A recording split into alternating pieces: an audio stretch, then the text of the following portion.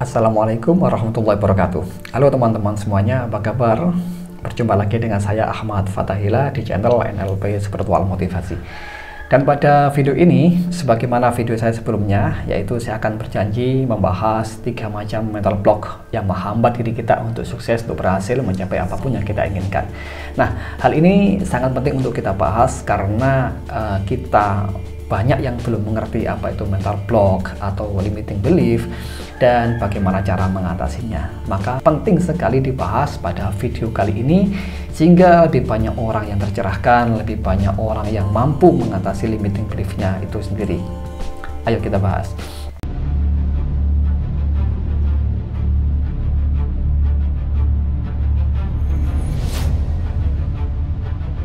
Nah teman-teman semuanya, sebelum kita bahas apa saja sih 3 jenis mental block itu, maka harus diketahui terlebih dahulu pengertian dari mental block.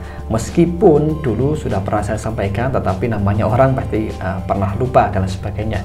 Maka mental block sendiri adalah suatu mental penghambat atau mental yang menghambat diri kita untuk berhasil mencapai sesuatu yang kita inginkan.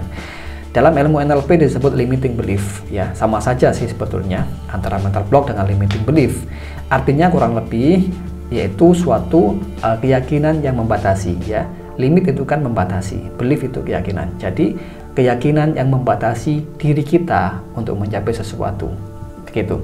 Tapi kalau saya pribadi lebih suka menggunakan istilah limiting belief sih, karena lebih cocok dengan saya sebagai praktisi NLP. Kalau Anda sih bebas mau pilih istilah mental block atau limiting belief, itu sama saja sebetulnya. Nah sekarang kita bahas apa saja sih 3 macam mental block itu atau limiting belief ini yang bisa menjadi sabotase diri kita mencapai sesuatu atau keberhasilan yang kita inginkan. Nah yang pertama adalah hopelessness. Nah, hopelessness artinya adalah memiliki harapan yang lemah. Harapannya itu kecil sehingga menjadikan orang yang pesimis, minder, dan tidak bergairah untuk mencapai sesuatu yang dia inginkan. Begitu. Nah, contoh yang paling mudah bagaimana? Begini, orangnya merasa tidak sanggup untuk mencapai sesuatu yang dia inginkan. Contoh, kata-kata seperti ini, wah saya nggak mungkin untuk bisa jadi orang sukses. Nah itu adalah kalimat sederhana yang menunjukkan ada harapan lemah dalam dirinya, kurangnya motivasi yang kuat, sehingga menjadikan perasaan hopelessness ini muncul dalam dirinya dan menjadi mental block yang menghalangi untuk mencapai kesuksesan atau keberhasilan yang dia inginkan. Begitu. Dalam contoh sebuah karir misalkan, ada seorang karyawan biasa, dia merasa saya ini nggak mungkin jadi seorang bos, saya ini nggak mungkin untuk menjadi karyawan dengan gaji yang tinggi seperti itu. Kenapa? Ya ada berbagai macam alasan yang menjadikan orang itu berpikiran atau meyakini dirinya itu nggak mungkin mencapai sesuatu yang dia inginkan. Padahal sebetulnya itu mungkin saja. Tetapi entah kenapa ada sesuatu, mungkin sugesti saran dari teman-temannya dan lain sebagainya, atau kondisi lingkungannya yang berpengaruh pada dirinya sehingga menimbulkan hopelessness, menimbulkan harapan lemah, motivasi kecil untuk mencapai sesuatu. Nah ini bisa menjadi mental block. Nah kemudian yang kedua adalah helplessness, yaitu merasa nggak bisa kecuali dibantu oleh orang lain. Nah maksudnya begini, kita ini sebagai masyarakat sosial pasti selalu membutuhkan orang lain, ya kan? Tetapi bagi orang yang mengalami helplessness, dia itu selalu membutuhkan orang lain, bahkan pada hal-hal yang sepele, bahkan dalam hal-hal yang kecil. Contohnya seperti ada kancing bajunya yang lepas, dia nggak bisa membenahi sendiri kecuali mau dibantu oleh pasangannya, dibantu oleh teman-temannya, seperti itu. Ini hal yang sepele. Dalam konteks pekerjaan, ada pekerjaan yang harus dia lakukan, harus ada pekerjaan yang dia selesaikan. Tapi orangnya ini merasa nggak bisa kecuali dibantu oleh orang lain.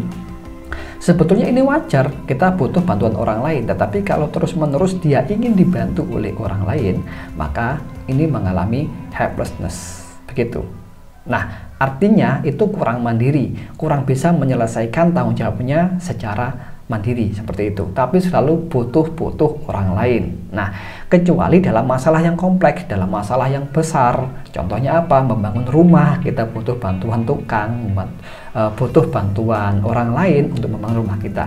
Kan kita nggak mungkin membangun rumah sendiri, ya kan? Nah, oleh karena itu helplessness ini harus kita waspadai. Kalau diri kita ini sedikit-sedikit butuh pertolongan orang lain, sedikit-sedikit butuh dibantu oleh seseorang, maka itu artinya kita mengalami helplessness. Kita kurang bertanggung jawab untuk menyelesaikan pekerjaan sendiri, gitu.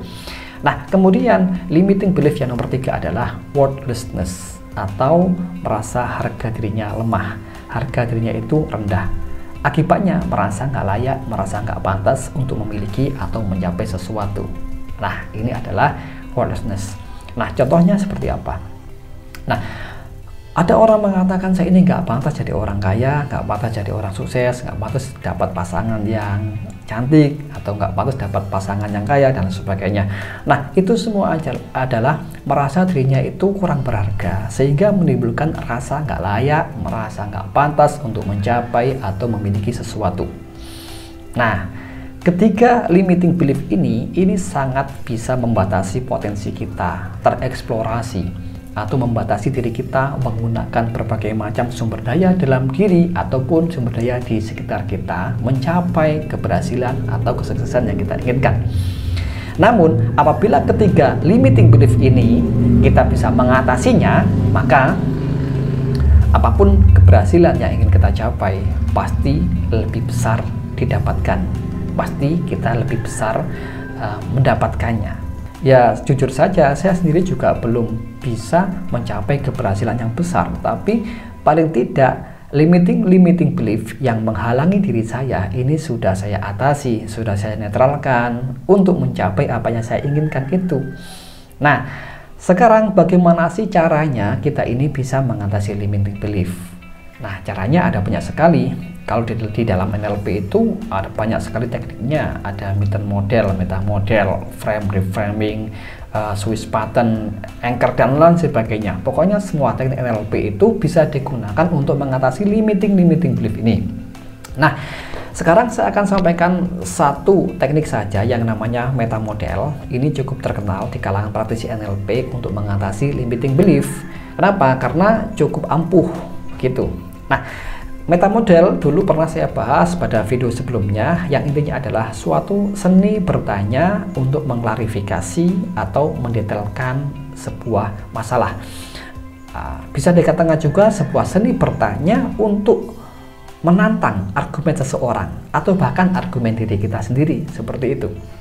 Nah, dalam konteks mengatasi mental block, meta model ini adalah untuk menantang atau mengklarifikasi suatu keyakinan yang kita anggap itu benar, padahal itu adalah mental yang justru menghambat diri kita. Contohnya seperti ini, ada orang mengatakan saya itu nggak layak jadi orang berhasil, menjadi orang kaya. Kenapa nggak layak? Nah, ini orangnya biasanya nggak tahu, ya nggak tahu saja, saya merasa nggak layak. Kenapa? Karena orangnya itu merasa dilahirkan dari keluarga yang pas-pasan, keluarga yang miskin, lingkungannya juga begitu semua, sehingga banyak input yang masuk dalam dirinya, akibatnya dia merasa nggak layak jadi orang yang berhasil. Kemudian kita meta model, apa tepatnya yang menjadikan dirimu merasa nggak layak jadi orang sukses? Nah, itu adalah kalimat untuk mengklarifikasi atau itu adalah suatu pertanyaan untuk mendetailkan apa alasan dibalik permasalahannya itu atau dibalik limiting belief-nya itu, sehingga orangnya akan mengenali berbagai macam limiting belief yang menjadikan dia merasa nggak layak. Nah, kalau sudah ketemu jawabannya, akan kita meta model dengan pertanyaan berikutnya, yaitu apakah nggak ada satupun orang yang sama kondisinya seperti kamu ini bisa bangkit menjadi orang sukses, menjadi orang makmur, bahkan bisa mensejahterakan orang-orang di sekitarnya, begitu. Nah, ini adalah suatu bentuk mental model atau pertanyaan yang menantang argumentasinya itu, di mana argumentasi itu adalah bentuk dari limiting belief-nya. Nah, kalau kita meta model, ini sebetulnya kita sedang mendobrak keyakinannya sendiri.